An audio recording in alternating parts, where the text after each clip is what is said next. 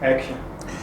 बिस्मिल्लाहिर्रहमानिर्रहीम। मैं हूं राजा शुजात और आप देख रहे हैं राजा शुजात यूट्यूब चैनल और फेसबुक पेज। आज की वीडियो में हम बात करेंगे पाकिस्तान के अंदर डेवलपिंग जो हमारी स्टोरीज़ हैं उनके हवाले से। सबसे पहले हम चलते हैं इमरान खान साहब के हवाले से, जो आज हाई कोर्ट ने फ़ैसला किया। इसको आपने देखना, और कल से एक डिबेट इस कंट्री में चल रही है कि इमरान खान और नवाज़ शरीफ। अब नवाज़ शरीफ साहब का जो केस है उसको भी थोड़ा सा आपको समझना पड़ेगा कि नवाज़ शरीफ के ऊपर जो बैन लगाया गया था वो क्यों लगाया गया था, और इमरान खान साहब के ऊपर जो बैन लगा वो क्यों लगा। नवाज़ शरीफ साहब का इशू ये है कि नवाज़ शरीफ को पाकिस्तान की सबसे बड़ी अदालत ने जो है वो कन्विक्ट किया, और उसकी कन्विक्शन के बाद फिर उन्होंने एक गुजरांवाला में पाकिस्तान के ISI के चीफ के हवाले से और पाकिस्तान के चीफ ऑफ आर्मी स्टाफ के हवाले से जो एक लाइव जो उन्होंने गुफ्तगू की, आपने वो देखी होगी। और उसके बाद फिर उनके ऊपर एक बैन लगाया गया कि उनकी ये सारी जो पब्लिक स्पीकिंग है, इससे पाकिस्तान के नेशनल इंटरेस्ट के ऊपर और पाकिस्तान की आर्म फोर्सेस की जो बैशिंग हो रही है, इसको रोकने के लिए उनके ऊपर लाइव टेलीकास्ट के अंदर उन पर पाबंदी लगा दी गई। एक तरफ थे नवाज़ शरीफ जिनके ऊपर पाबंदी जो लगी वो उनकी कन्विक्शन के बाद और उनका जो पाकिस्तान के फोर्सेस के हवाले से जो गुफ्तगू थी, सरेआम उनकी बैशिंग कर रहे थे, उस हवाले से लगी। और दूसरी तरफ जो इमरान खान साहब के ऊपर जो आपने देखा होगा कि पेमरा ने नोटिस लिया और उनकी लाइव टेलीकास्ट के ऊपर पाबंदी लगाई, वो कोई इतनी बड़ी बात नहीं थी। इमरान खान साहब आज तक पाकिस्तान की किसी भी अदालत से कन्विक्ट नहीं है। और उसके अलावा इमरान खान साहब ने जो बात की वो बड़ी इंपॉर्टेंट थी। वो ये था कि एक जो शहबाज गिल साहब हैं जिनके ऊपर तशद्दुद किया गया, और उस तशद्दुद की वजह से अब जब तशद्दुद किया गया तो उन्होंने कहा जी हम DIG साहब को और IG साहब को जो है उनके ख़िलाफ़ कानूनी कार्रवाई करेंगे। इसको उन्होंने तज़ीक समझ लिया IG पुलिस ने और DIG साहब ने। कानूनी कार्रवाई करना ये कोई तज़ीक नहीं होती, कानूनी कार्रवाई करना ये कोई दहशत गर्दी नहीं होती। आप ये किसी को ये नहीं कह रहे कि मैं आपको आके मार दूंगा, जान से ख़त्म कर दूंगा, बल्कि आप इमरान खान साहब ने यह कहा कि मैं जो तशद्दुद किया गया इसके ख़िलाफ़ हम कानूनी कार्रवाई करेंगे। और दूसरा जो हमारी जज साहबा थी, ऑनरेबल जज साहबा, उनके हवाले से इमरान खान साहब ने यह कहा कि आपके सामने जब एक मुल्ज़िम जिसको नज़र आ रहा है कि उसके ऊपर तशद्दुद किया गया, आप उस तशद्दुद को देखने के बावजूद आपने दोबारा रिमांड क्यों दिया, इसके ऊपर जनाब जज साहबा हम आपके हवाले से भी कानूनी कार्रवाई करेंगे। तो इस वजह से इसके हवाले से ये जो दो बातें हुई, इस वजह से इमरान खान साहब के ऊपर पेमरा में आपने देखा होगा कि वो लग गई, पाबंदी लग गई। और साथ ही साथ एक FIR हुई जो दहशतगर्दी की FIR अभी आपकी इमरान खान जिस पे एक्सटेंडेड अबूरी ज़मानत पे हैं। तो ये दोनों डिफरेंट केसेस हैं। खान साहब का केस आपके सामने है, नवाज़ शरीफ साहब का केस आपके सामने है। और नवाज़ शरीफ उस कन्विक्शन के बावजूद आज भी पाकिस्तान की टेलीविज़न के अंदर, ना सिर्फ पाकिस्तान के प्राइवेट टेलीविजन्स के अंदर लाइव गुफ्तगू कर रहे हैं। आपने देखा होगा कल उनको दिखाया गया, उन्होंने आके लाइव बात की पाकिस्तान में सैलाब ज़दगान के हवाले से। एक कन्विक्टेड मुल्ज़म की हैसियत से वो मौजूद है, और पाबंदी उसी तरह से बरकरार है। पाबंदी किसी जगह किसी अदालत से अभी तक उनकी पाबंदी हटाई नहीं गई, और उसके बावजूद वो गुफ्तगू कर रहे हैं। और दूसरी तरफ इमरान खान साहब थे, लेकिन आज सुप्रीम हाई कोर्ट ने चीफ जस्टिस अतर मिनल्ला साहब ने इमरान खान साहब के ऊपर इस पाबंदी को ख़त्म कर दिया, जो आइनी तौर पे किसी तरह से काबिल कबूल नहीं थी। और उस पर एक बड़ा अच्छा एक फ़ैसला हुआ सुप्रीम कोर्ट का। अब इमरान खान साहब, जो हम कल बात कर रहे थे कि यार टेलीथॉन में लाइव जा सकते हैं या नहीं जा सकते, अब इस पाबंदी के ख़त्म होने के बाद वो आज एक बड़ी टेलीथॉन भी कर रहे हैं, और जिसमें सैलाब ज़दगान के हवाले से, मदद के हवाले से बात की जाएगी। और आपको पता है कि इमरान खान साहब की जितनी भी लाइव ट्रांसमिशन होती हैं, जो टेलीथॉन होती है, जो मदद की अपील होती है, आप ये पूरी दुनिया में रिकॉर्ड बनता है। पाकिस्तान में सबसे ज़्यादा जो शख्स फंड्स कलेक्ट करता है अपना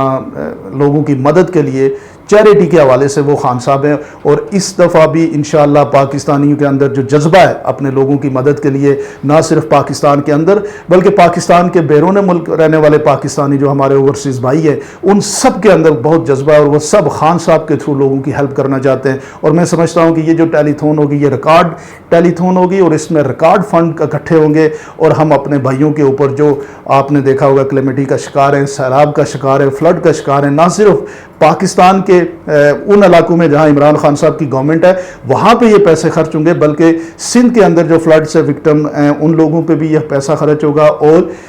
بلوچستان کے اندر جو لوگ فلڈ سے وکٹمز ہیں ان لوگوں پہ بھی یہ پیسہ خرچ ہوگا۔ اور اس پیسے کو خرچ کرنے کا جو طریقہ کار ہوگا وہ عمران خان صاحب نے کہا کہ ثانیہ نشتر صاحبہ جو پاکستان کی سب سے بہترین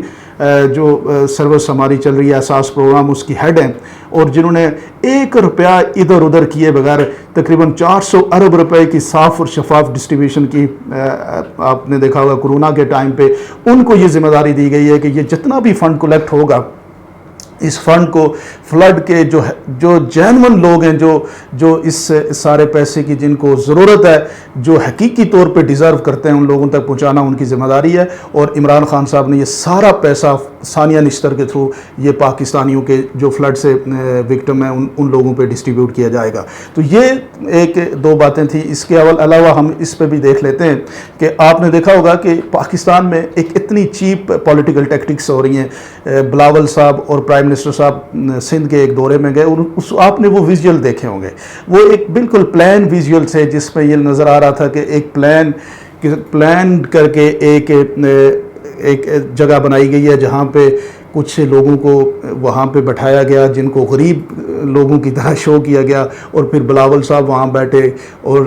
شہباز صاحب بیٹھے، اور پھر بعد میں آپ نے دیکھا ہوگا کہ جو حقیقی طور پہ جن لوگوں کو پرابلم تھی وہ آ گئے، انہوں نے آ کے احتجاج کرنا شروع کیا۔ انہوں نے کہا جی ہم ملنا چاہتے ہیں اپنے پرائم منسٹر سے، ہم اپنے فارن منسٹر سے ملنا چاہتے ہیں۔ ان سے ملنے نہیں دیا گیا، اور ہوا یہ کہ بعد میں یہ خبر آئی کہ ان سب لوگوں کے خلاف دہشت گردی کے تقریباً 100 سے زیادہ لوگ ایسے ہیں جن کے خلاف دہشت گردی کے مقدمے درج کرا دیے گئے۔ اب آپ اس قوم کی یا ان لیڈروں کی آپ سوچ دیکھیں کہ جو بیچارے آلریڈی بڑے پریشان ہیں، جن کو اس ٹائم پہ مدد کی، ان کو ریلیف کی ضرورت ہے، ان کو آپ ان کے ساتھ جسے کہتے ہیں جتنا ہمدردانہ رویہ اختیار کر سکتے ہیں وہ آپ کریں، لیکن اس کے باوجود آپ ان کے خلاف اگر دہشت گردی کے مقدمے بنائیں گے تو مجھے نہیں سمجھ آ رہی کہ یہ ہماری امپورٹڈ حکومت کیا سوچ رہی ہے۔ اب ساتھ ہی ساتھ اس میں ایک اور بات جو آج آپ لوگوں کے سامنے شیئر کرنی ہے وہ یہ ہے کہ یہ جو فلڈ آ رہے ہیں اس کو ہم نے سمجھنا پڑے گا کہ یہ فلڈ آتے کیوں ہیں۔ اور آپ کو پتہ ہوگا 2005 کا ایک پاکستان میں بہت بڑا زلزلہ آیا، اس زلزلے کے بعد ایک ادارہ بنایا گیا جسے NDMA کہتے ہیں، نیشنل ڈیزاسٹر مینجمنٹ اتھارٹی۔ اس اتھارٹی کا کام یہ تھا کہ وہ اس طرح کے جو بھی فیوچر میں اس طرح کی جو پرابلمز آئیں ان کو وہ ان کے حوالے سے کام کرے، ریہیبلیٹیٹ کرے، لوگوں کی مدد کرے، اور ان ایسے جتنے بھی بڑے جو کلیمٹیز ہوتی ہیں ان کو آنے سے پہلے پریمپٹ کرے اور لوگوں کے لیے مدد کے لیے وہ تیار رہے۔ اب مدد کے لیے وہ تیار آپ کے سامنے ہے کہ 2010 کا جب فلڈ آیا تو وہاں پہ بھی NDMA کا رول ہمیں نظر نہیں آیا، اور آج جب یہ دوبارہ جو تاریخ کا سب سے بڑا فلڈ ابھی اس ٹائم پہ پاکستان میں موجود ہے، تقریباً 60% سے زیادہ لوگ اس پاکستان 60% سے زیادہ پاکستان اس فلڈ کا شکار ہے، آج کے دور میں بھی یہ NDMA ہمیں کہیں نظر نہیں آ رہا۔ تو آخر یہ کیوں بنایا گیا؟ NDMA کا کام یہ تھا کہ یہ کم از کم پریمپٹ کرتے، کم از کم ان کے پاس کچھ ہیلی کاپٹر ہوتے، کچھ کشتیاں ہوتی، کھانے کا سامان ہوتا، لوگوں کی جو جینون ریکوائرمنٹ ہوتی ہے، بیسک ریکوائرمنٹ وہ ہوتی۔ خواتین کے حوالے سے کتنے سارے مسائل ہیں، آپ نے دیکھا ہوگا کہ ان کی مطلب بہت سارے مسائل ہوتے ہیں جو ان کے لیے آپ کو پہلے تیار ہونا پڑتا ہے، لیکن کہیں پہ بھی NDMA ہمیں نظر نہیں آ رہا۔ اب اس NDMA کا ایک الگ بجٹ ہے، ایک پورا ادارہ موجود ہے، لیکن یہ ادارہ کسی کام کا نہیں ہے۔ اس سے بہتر ہے کہ یہ جو سارا پیسہ ہے، یہ اگر آپ NDMA کو نہیں بنا سکے تو یہ پیسہ سارا آپ دے دیں فوج کو۔ جب آپ فوج کو دیں گے تو فوج کے پاس ایک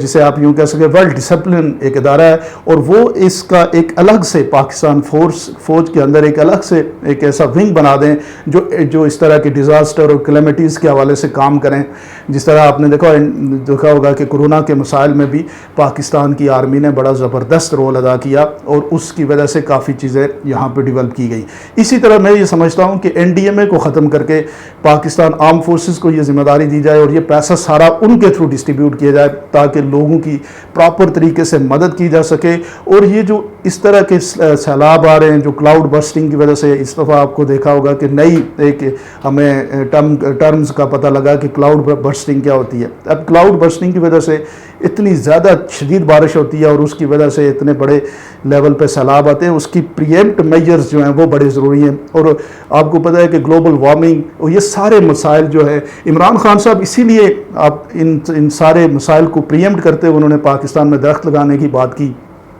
پاکستان کے اندر جو آپ کو پتہ ہے پلاسٹک کا استعمال تھا، اس کے شاپنگ بیگ جو بنتے تھے ان کو ختم کرنے کی بات کی، لیکن آج آپ دیکھ لیں کہ ان کے حوالے سے ان کے ساتھ کیا کیا گیا۔ ایک ایسا لیڈر اس ملک کو ضرورت ہے جو مستقبل کی بات کرے، گلوبل وارمنگ کی بات کرے، اس انوائرمنٹل اور کلائمیٹ چینج کے حوالے سے بات کرے، لیکن آج پاکستانیوں کو یہ ساری چیزیں نہیں نظر آ رہی، بلکہ آج پاکستان پھر تقریباً